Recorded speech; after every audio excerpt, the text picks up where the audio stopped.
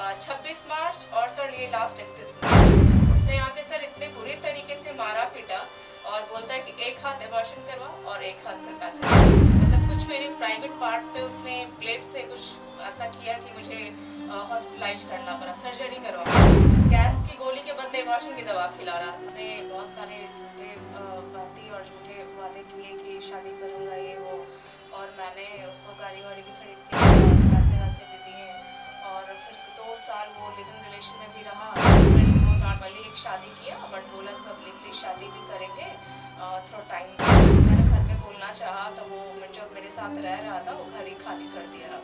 मारपीट तो सर ऐसे भी 2-3 दिन पे करता ही था। जो तुमने गाड़ी मुझे दी थी वो तो मैंने सेल कर दिया और इवन सर जो गाड़ी सेल किया मुझे 1 रुपया भी नहीं मिला है।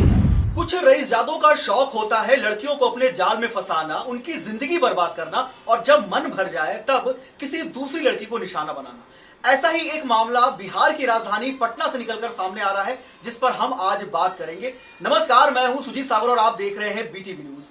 बिहार के मुख्यमंत्री नीतीश कुमार जहां महिलाओं को सशक्त बनाने की बात करते हैं, वहां एक गर्भवती महिला न्याय पाने के लिए दर दर की ठोकरें खा रही है। आज उसी पीड़ित महिला से हम जुड़ेंगे और जानेंगे कि पूरा मामला क्या है। आपके साथ क्या परेशानी हुई है, क्या दिक्कत हुई है और क्यों आप न्याय के लिए दर दर भटक रही हैं, बताइए। और सर कुछ दिन पहले 2017 में मेरी मुलाकात एक राजीव रंजन नाम के शख्स से हुई थी। वो छपरा सीतलपुर का रहने वाला है। एक कंसल्टिंग कंपनी में मैं काम करती थी, उसी दौरान हमारी मुलाकात हुई थी। तो उसने बहुत सारे झूठे बातें और झूठे वादे किए कि शादी करूँगा ये वो, और मैंने उसको गाड़ी वाड़ी भी खरीद के दिया, पैसे वैसे भी दिए और फिर 2 साल वो लिविंग रिलेशन में भी रहा और बोला कि चलो ठीक है कोर्ट मैरिज कर लेता हूँ। तो सर कोर्ट मैरिज के लिए अप्लाई भी किया बट कभी डेट पे उपस्थित नहीं हुआ। देन सर फिर वो नॉर्मली एक शादी किया बट बोला कि पब्लिकली शादी भी करेंगे, थोड़ा टाइम दो या फिर तुम घर में बोलो। तो जब जैसे ही मैंने घर में बोलना चाहा तो वो जब मेरे साथ रह रहा था वो घर ही खाली कर दिया रातों रात। उसके बाद सर फिर कुछ ऐसा हुआ कि मुझे अपने घर से भी फिर निकलना पड़ा, ना मैं घर की रही न बाहर की। फिर सर मैंने उसी को बोला कि अब तो मैं घर की भी नहीं हूँ। तो फिर सर किसी तरह सर वो डर गया और मुझे फिर अपने साथ रखने पे मजबूर हो गया। फिर सर उस दौरान भी सर कितनी लड़कियों के साथ वो मतलब रहा, आता जाता था। मैं तो सर कितनी बार 2 साल आप लिव इन में रही हैं। आप दोनों ने शादी कब की? सर शादी अराउंड मैंने लास्ट ईयर की है, 2021 में। यस लास्ट ईयर मैंने किया। तो क्या लग रहा था कि वो जो लड़का है वो आपसे शादी करना चाहता है, नहीं चाहता है? क्या लग रहा था कि नहीं सर, लास्ट ईयर मुझे टोटली कंफर्म था कि वो रहना चाह रहा है। बिकॉज सर लास्ट ईयर कुछ ऐसा इंसिडेंस उसी ने किया था मेरे साथ। मतलब कुछ मेरे प्राइवेट पार्ट पे उसने ब्लेड से कुछ ऐसा किया कि मुझे हॉस्पिटलाइज करना पड़ा, सर्जरी करवाना पड़ा। तो देन सर अब वो देख के या फिर वो भी एक ड्रामा था, डोंट नो, सर उसने बोला कि शादी करूंगा। जो मेरे घर वाले भी फिर से बोल रहे हैं कर लो शादी। मेरे पास सारे के जो भी है सबूत वगैरह सब कुछ है। अच्छा, हाँ। उसके बाद क्या वो फिर चीजें, क्या शादी के बाद से चीजें खराब हो रही हैं? नहीं सर, शादी के बाद सब कुछ सर सही चल रहा था। मारपीट तो सर ऐसे भी 2-3 दिन पे करता ही था, बुरे तरीके से छोटी छोटी बातों के लिए, यहाँ नहीं जाओ, फ्रेंड के साथ क्यों गई, मतलब किसी तरह बस घर का एक फ्रस्ट्रेशन हो तो मेरे पे उतारना, मारपीट बेल्ट जूता करता है। 2 बार सर फोड़ा उसी दौरान, शादी के बाद भी। उसके बाद सर मतलब ये जनवरी 2022 तक सब कुछ ठीक था। खुद बोला कि ठीक है अपने घर ले चलेंगे, जो अब घर में बोल दो पब्लिकली शादी कर लेंगे। देन सर दिस फरवरी में उसने सडनली बोला कि मैं रांची जा रहा हूँ, जॉब करूँगा। तो मुझे लगा कि शायद मैं भी सही में रांची जा रहा हो, बिजनेस ठीक नहीं चल रहा तो रांची जाके जॉब करेगा। तो मैंने बोला शादी तो मुझे भी साथ रखोगे ना? तो नहीं, मैं कभी आऊँगा। तो मैं ट्रस्ट कर ली, उतना मैं नहीं मतलब पता लगाई कि भाई क्या बात है नहीं बात है। देन सर मुझे कहीं से पता चला इन फरवरी लास्ट की उसकी शादी ठीक हो रही है। अच्छा, हाँ, उसकी शादी ठीक हो रही है। तो मैंने बोला कि शादी कर रहे हो? तो हाँ, नहीं शादी नहीं कर रहा हूँ, सब इसी तरह खबर फिर फैला दिया है तुमको, इसी तरह मतलब मेरे पे चिल्लाने के लिए ये सब बोली कि तुम मेरे अगेंस्ट हो, ऐसा कुछ नहीं है। फिर सर अराउंड मार्च में मैंने मतलब क्लियर बोला कि सुनी तो हूँ कि तुम्हारी शादी हो रही है। तो नहीं ऐसा कुछ नहीं है। तो फिर उसने सर ऐसा कुछ किया, बोला कि हाँ करूँगा तो क्या, तुम्हारी बॉडी का ठेका लेके नहीं रखा हूँ, तुम्हारे साथ मैं जो भी किया इलाज तुम खुद करवा, मुझे अब नहीं पता भाई। जो तुमने गाड़ी मुझे दी थी वो तो मैंने सेल कर दिया, और इवन सर जो गाड़ी सेल किया मुझे 1 रुपया भी नहीं मिला है, नहीं दिया। इवन सर लास्ट 26 मार्च और सर ये लास्ट 31 मार्च उसने आके सर इतने बुरे तरीके से मारा पीटा और बोलता है कि एक हाथ एबॉर्शन करवा और एक हाथ फिर पैसे दूंगा। मतलब अबॉर्शन करने हाँ, के लिए वो आपको फोर्स कर यस रहा है। यस। इवन सर मतलब इधर जो लास्ट वो रहा है तो मुझे वो मतलब गैस की गोली के बदले एबॉर्शन की दवा खिला रहा था। बट देख के लगा कि भाई इतनी बड़ी गोली किस चीज की है भाई, तो मैंने खाने से इनकार कर दिया। फिर जबरदस्ती मतलब किसी तरह मिला के, बट फिर भी मुझे सबका मैं नहीं खाई। देन नेक्स्ट डे फिर वो लास्ट वो सर 30 मार्च को आया, 31 मार्च को। देन उसने सर बोला कि फाइनली दरवाजा बंद करके बोला कि एबॉर्शन तो करवाना होगा प्यार से, नहीं तो जबरदस्ती। तो फिर उसने सर काफी बुरे तरीके से मुझे मारा पीटा कि ताकि मैं ऐसे एबॉर्ट हो जाऊं या मैं मर जाऊं, कोई मतलब सांस मेरा बंद कर देना, नाक मुंह सब दबा क्लियर, फिर पूरे बदन पे मारना। इस तरह का बर्ताव। Yes sir. और सर इवन जब मेरी सांस मतलब मैं एकदम बिल्कुल सांस नहीं ले पा रही थी, दिन सर फिर उसने मतलब छोड़ा। फिर इस तरह का बर्ताव आप किस तरह से कैसे झेल रही थी? अब सर मैं पहले तो सोची कि बदल जाएगा, और सर लास्ट ईयर मुझे लगा भी कि बदल गया, बट सडनली फरवरी में मैं भी सॉफ्ट हो गई कि जो लड़का मतलब बोला कि चलो तुम्हारा दुख, चलो ठीक है, वही दुख देखने के बाद कि बॉडी भी खराब कर दिया तो मैं रहूंगा साथ, तो मैं शादी करूंगा। अब तो मेरे घर वाले भी बोल रहे हैं। तो सर उस टाइम फिर मुझे पता है उस टाइम सर उन लोगों के पास कोई ऑप्शन नहीं था, क्योंकि ऑलमोस्ट उसके घर परिवार गांव मोहल्ला सब कुछ जानता था कि मेरे से शादी कर चुका है। तो सोचा कि फिर किसी और से करवाऊंगा तो फिर तो सबको पता चल जाएगा, कोई ऑप्शन नहीं था। और sir suddenly I think in फरवरी कोई रिश्ता दिखाया होगा या फिर कुछ, सडनली माँ बाप सबको रोटी, इवन सर माँ बाप को भी मैं बताई कि मैं प्रेग्नेंट हूँ, बट फिर भी वो लोग शादी तोड़े नहीं, कंटिन्यू कर। रिसेंटली सर 19 अप्रैल को तिलक है और 22 को शादी। इस आने वाले 19 तारीख को। यस यस, इन अप्रैल। तो आप जब इतनी चीजें जब वर्स्ट हो गई थी, आप बाहर निकली वहां से, उसके बाद चीजें फिर आपने कैसे स्ट्रगल किया है और किस तरह से आप न्याय की तरफ बढ़े? सर लास्ट में अराउंड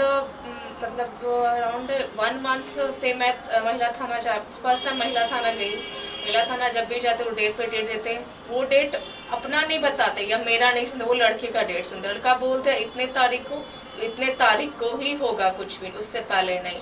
एक डेट उसने 24 को जब मारा था, मेरे बदन पे दाग भी था उस टाइम।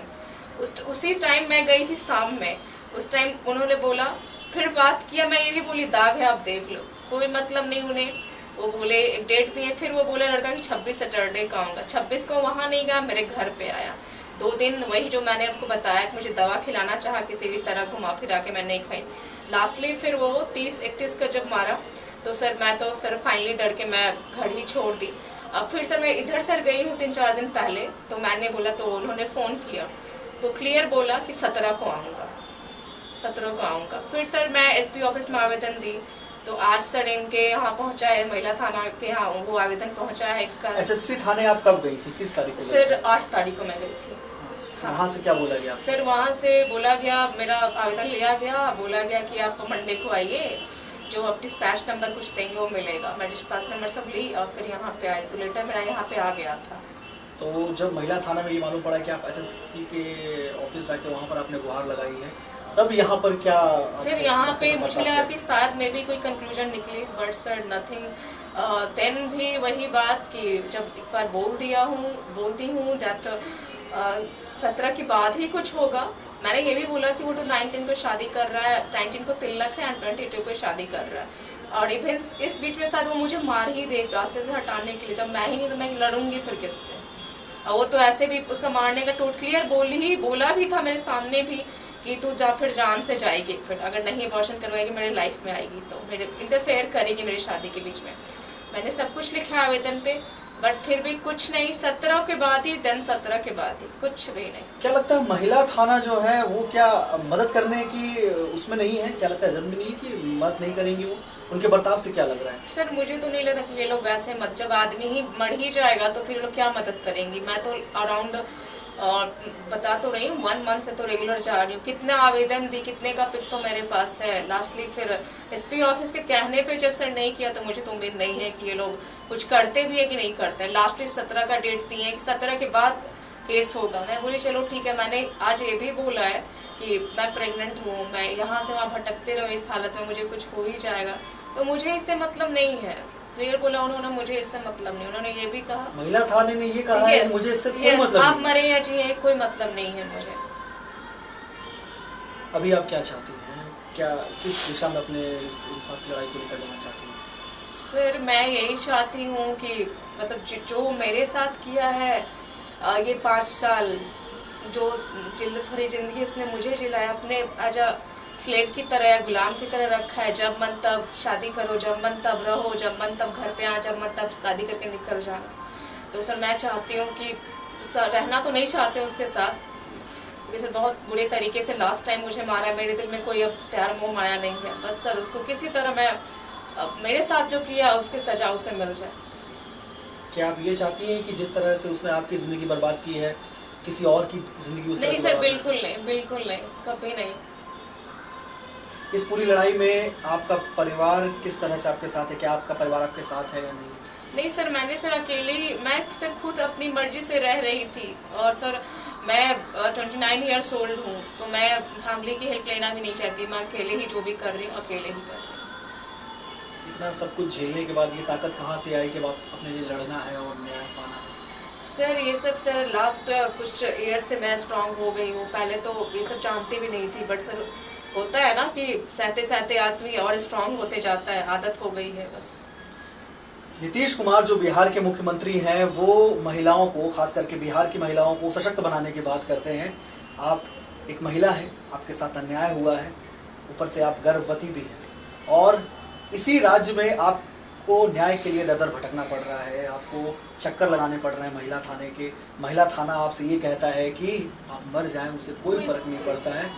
क्या उम्मीद लगाती है सरकार से, प्रशासन से, शासन से क्या उम्मीद लगाती है? सर मुझे नहीं लगता कि प्रशासन कुछ करती भी है या नहीं पता। मैं तो देखी हूँ, अब ये सब देख रही हूँ, ये लोग कुछ कर पाएगी भी कि नहीं पता नहीं। मुझे कोई उम्मीद नहीं है यहाँ से अब। तो छपरा के शीतलपुर का रहने वाला राजीव रंजन लड़कियों को अपने जाल में फंसाता है, उनकी जिंदगी बर्बाद करता है और जब मन भर जाता है तो फिर किसी दूसरी लड़की को निशाना बनाता है। 19 अप्रैल को उसका तिलक है और 22 अप्रैल को उसकी शादी है। बारात जलालपुर जानी है और अब पीड़िता ये चाहती है कि जिस तरह से राजीव ने उनकी जिंदगी बर्बाद की है वो किसी और लड़की की जिंदगी बर्बाद ना कर सके। इसके लिए उन्होंने इंसाफ की लड़ाई शुरू की है। हालांकि न्याय की उम्मीद इन्हें नहीं है क्योंकि शासन और प्रशासन जो है जिस तरह का उसका बर्ताव है, इनकी उम्मीदें टूट चुकी है। पीटीवी न्यूज इनकी इंसाफ की लड़ाई को जो है आगे लेकर जाएगा।